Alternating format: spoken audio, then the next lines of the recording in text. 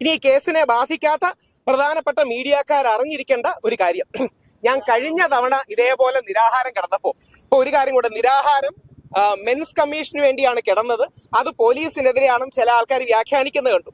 കഴിഞ്ഞ തവണ ഞാൻ ഇതേപോലെ നിരാഹാരം കിടന്നപ്പോ, ഞാൻ മാത്രമല്ല ഒരുപാട് പേര് നിരാഹാരം കിടന്നപ്പോ ഒരു 4-1 എന്ന സുപ്രീം കോടതി വിധി മാറി. അത് ശബരിമല കേസിലെയായിരുന്നു.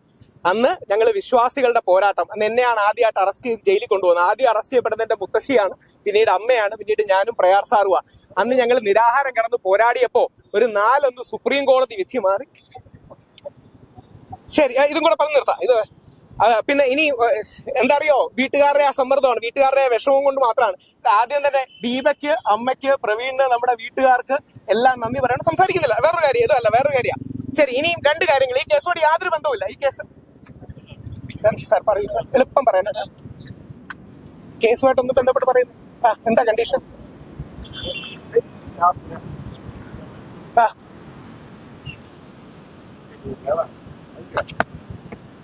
ശരി, ഓക്കെ,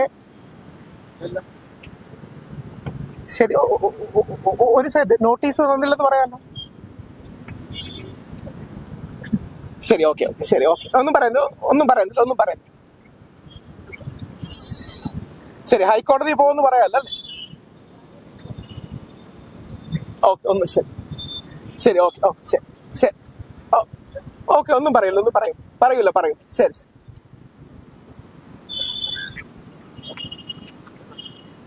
അത് ഇതുമായിട്ട് എന്ത് ബന്ധം സർ? ശരി, ഓക്കെ, ശരി, ഓക്കെ, മനസ്സിലായി. ശരി, ഓക്കെ, മനസ്സിലായി.